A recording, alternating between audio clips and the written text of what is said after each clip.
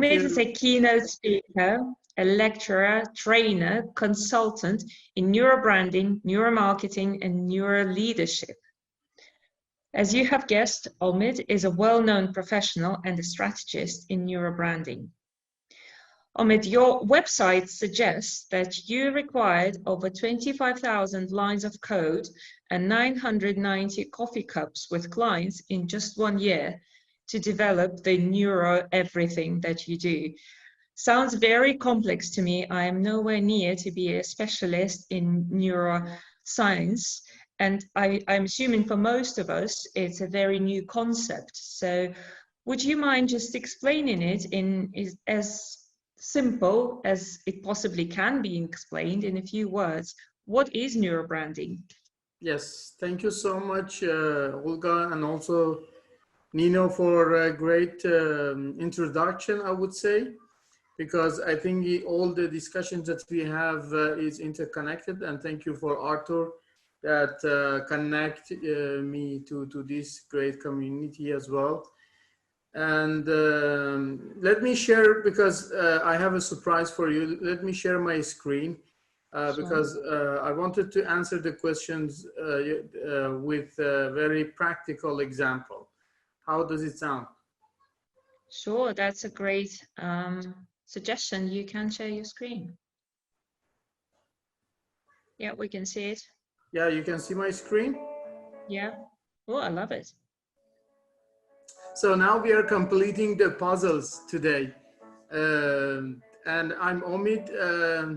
I have two sides of the coin. And one is pure academic. The other one is pure crazy guy in the neuromarketing world. And the thing that I'm gonna talk is purely about this short introduction. You see, this is one of the touch points. I'm giving you this example in a very practical way. Let's say in CX, one of the touch points for the companies is their packaging. But how you can make sure your packaging works very well before launching. And if you want to launch your brand, how you can make sure your brand identity design communicate with the brain of the customers in a very proper way. Because we have 3 layers of the brain. One is reptilian brain, the middle brain, and new brain.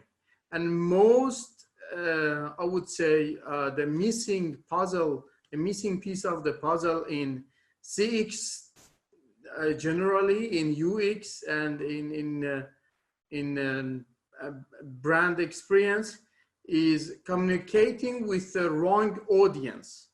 And then the current limitations for our methodology, asking just survey from the customers, is in the wrong direction to understand what's going on in the brain of the customers, because you're talking with the new brain customers, the new brain of the customers, which is pure rational. But we are purely irrational decision makers that we are trying to rationalize our decision making. And this is my very to the point introduction. What is neurobranding? In my definition, is multidisciplinary from neuroscience, behavioral science, branding, psychology, in order to understand, dive into the brains of the customers. I'm on mute. That's a very cool introduction into neuroscience and very new area. You also talk about a golden triangle in digital transformation from the point of view of neuroscience. What is it? I have these golden triangles in back to, I would say, 15 years ago in my mind, because I think we started from the user experience, and then we developed to the customer experience, And then at the end, I think these two leads to have the general and more broader experience, what I call it brand experience as a general, because specifically maybe in today's COVID area, those brands that they feel these puzzles in a proper way, they can still connect. You can see the advertisement from Nike is not all about the just do it anymore, is different. If you think about the Google, I brought one example from Google now for you guys, and because I want to focus on digital. So let's Google as a very great example. And in my point of view, Google is a very interesting company in a way that they understand what are the touch points and the missing puzzles in their customer experience is rational associations and emotional associations. Rational in my definition is functionality of their associations. When you think about the Google, what can I do with Google services? And then they really master to bring the emotions to the customer journey and customer experience within their advertisement, their social media, and the way they are connecting and making relationship with their customers. And what neuromarketing or neurobranding specifically can help us is not just for giant company like Google, is for SMEs, is for startups. So I brought one case. We analyzed the Google, one of the best examples, and then see this, and later on I will explain what is this golden triangle.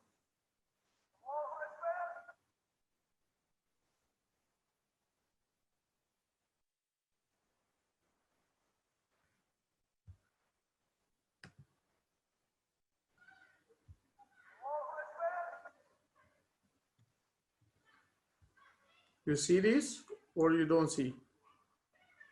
We see. Does it mean to have a sound? Yeah. We can't hear the sound. If you click on share screen, and there should be a tick box at the bottom left to no, on Zoom. If you share screen on Zoom, then you should see a tick box saying share computer sound.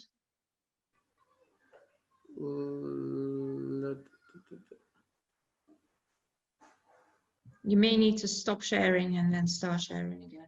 Okay. And then when you share, click on the up arrow and share screen. You will then see the options to share.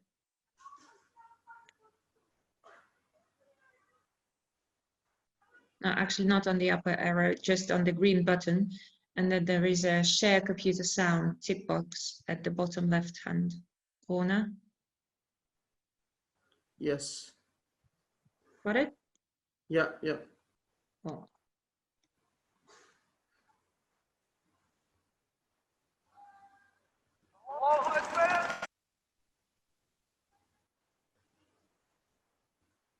Oh my God. I hope it works. But all right, maybe you could just give us a brief overview of we don't want to be fiddling with the technology too much. Okay, I'm just giving you. Let me just give you the essence, because what I'd really like to understand is how is this all relevant to customer experience? It's all great technology. I can see how it's relevant to marketing. What would you see my advise? screen, right? Yeah. Okay. The idea is this is the one of the touch points for Google, let's say, in their customer experience. And okay. As the example, like as an ad to connect with customers, to show this is why I'm caring about you, then if you go to with the traditional methodology to understand what's going on about having the feedback, the truth is the brain is not necessarily giving the right answer to your direct question when you are asking in a direct way. That's where neuro branding comes in. And then with this technology, we can understand without asking what are the emotions of the people. Here, if you can see here in the right side, we have some emotions, the general emotions. And then here on the top, we have the EEG. We collect signals from the brain about the attention level. So intersection with this data and also the eye tracking that we have it, then in combination with survey, then you have the right understanding what's going on with customer. And right. then, so that's really helping with the measurements, isn't it? That sort of feeding into the same question that we discussed with Nina. What's going on here? If you have problem, if you are asking whether are you happy with our services, if they say yes, is not necessarily yes. So it can be as a complementary and makes this golden triangle to build brand experience, good brand experience within two angles of user experience, specifically user experience and also UI as an infrastructure. And then on the other side is customer experience, which is a connecting point between the user experience and then customer experience. And these two angles lead to the brand experience. What I call it brain-based brand equity. So you can increase brain-based brand equity. Amazing. Yeah, it's certainly very important to understand the unsaid, you know, that what people are really feeling, because all of the surveys, the traditional surveys at least, are about what they're thinking, but the feelings are the foundation for customer experience. So that's a very important thing for us to realize as customer experience professionals. Any questions that we may have from the audience for Omid?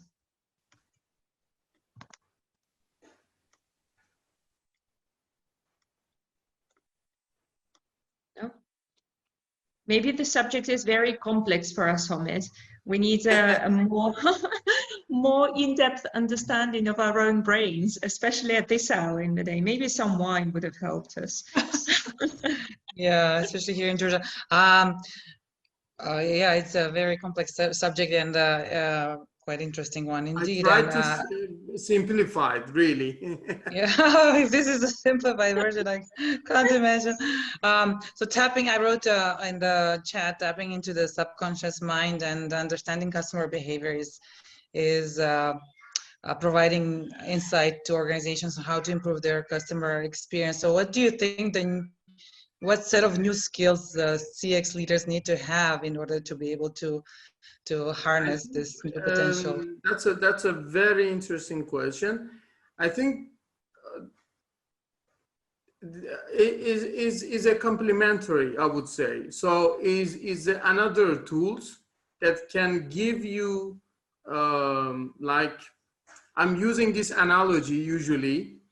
If you want to dive into the ocean without right tools, even you are a great scuba diver, you can just go to just 2 or at most 5 meters or at most 10 meters.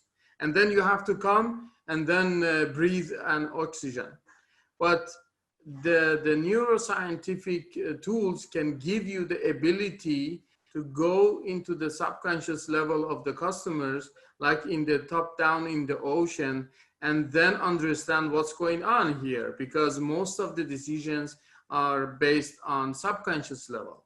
So I think this can be add value from the neuro branding to customer experience context, that we can understand better our customers in order to serve better. And that's, I think, very fundamentally important, because if you have set of skills to understand better the customers, then the result is going to be different. So you can design better experience, you can evaluate, you can set different KPIs. So for example, attention level can be another KPI. How you are engaged, so how you can measure the engagement.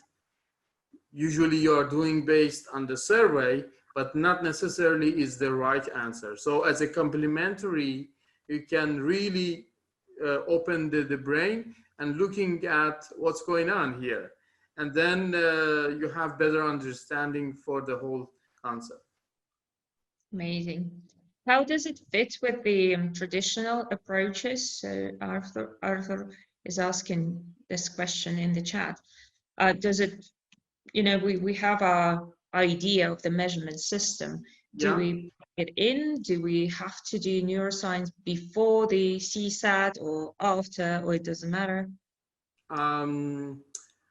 It depends in the context, but not necessarily like a very complex. Thanks to advancement of the technology, now we have the labs, our labs online, and then we can conduct studies globally. For example, I can analyze the Bulgarian customer experience from here, from Portugal, and then I can ask the Portuguese people, for example, in terms of sample, what do you think about, for example, Georgian bank, if they want to establish here in Portugal. So thanks to advancement, we don't have any limitations, so we can do online. Also, we can set up the lab inside of the company. And then we can, as a complementary, as I said, we can do with the traditional approach, with a survey, with a questionnaire, and with the in-depth interviews. Great. Thank you for those insights, Omid. Very interesting subject. Thank you for sharing.